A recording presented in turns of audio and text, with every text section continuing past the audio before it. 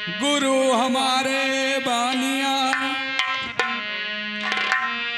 गुरु हमारे बानिया, सहज करें व्यापार। और बिन डाड़ी बिन पालरा, तौले जगे संसार। हर क्यों न तरी भैया, हर क्यों न तरी, हर क्यों न तरी है बाबू, हर क्यों न तरी। गुरु ज्ञान बिना दुनिया में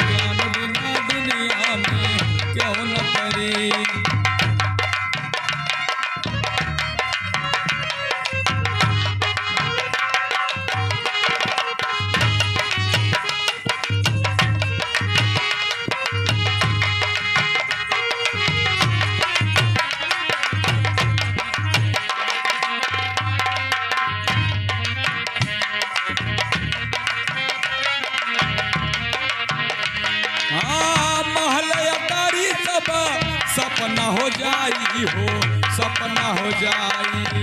महल अटारी सब सपना हो जाई हो, सपना हो जाई। महल अटारी सब सपना हो जाई हो, सपना हो जाई।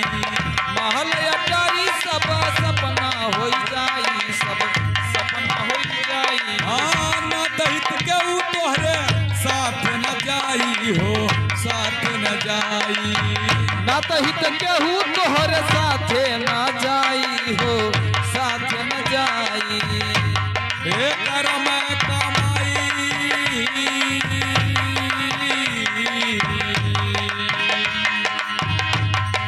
कर्म कमाई खाई जाई संहारी। गुरु ज्ञान बिना दुनिया में क्यों न करी, गुरु ज्ञान बिना दुनिया में क्यों न करी, गुरु ज्ञान बिना दुनिया में क्यों न करी।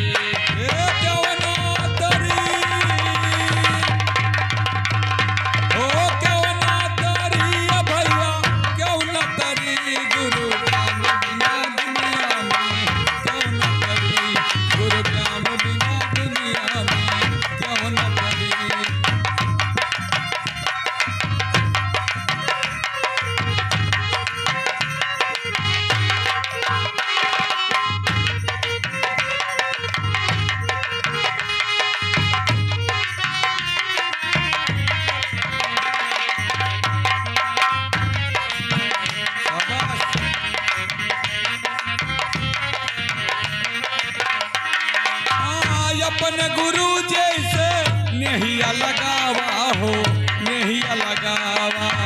अपने गुरु जी से नहीं लगावा हो, नहीं लगावा। हाँ, अपने गुरु जी से नहिया लगावा हो, नहिया लगावा। अपने गुरु जी से नहीं लगावा हो, नहीं लगावा। हरि का भजनिया में जिंदगी बितावा हो, जिंदगी बितावा। हरि के भजनिया में जिंदगी बितावा हो, जिंदगी बितावा। अरे सतगुरु चरनिया में,